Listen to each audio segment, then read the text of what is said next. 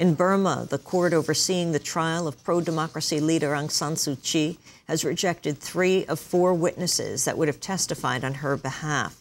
Suu Kyi is accused of violating her house arrest over an unwanted visit from an American citizen who swam across a lake to reach her home. The American, John Yettow, testified Wednesday he was prompted by a, quote, vision of Suu Kyi's assassination. Yettow is believed to be mentally unstable.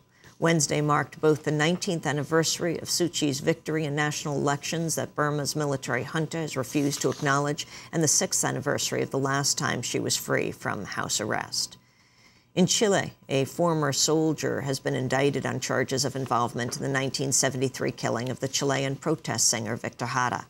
Chilean military forces tortured and killed Jara days after the U.S.-backed overthrow of the elected president Salvador Allende. Jara's hands were smashed so he could no longer play guitar before he was shot 44 times. The former soldier, Adolfo Paredes Marquez, has admitted to involvement, but denied pulling the trigger.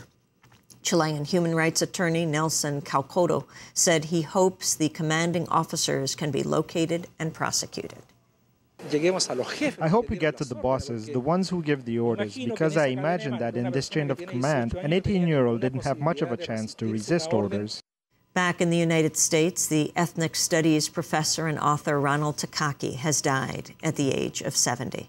Takaki taught at the University of California, Berkeley for more than 3 decades. He's widely considered a founding figure in the field of multicultural studies. And the Haitian spiritual and political leader, the Reverend Gerard Jean Juste, has died. He was 62 years old. Doctors say he suffered a stroke unrelated to the leukemia he battled 3 years ago.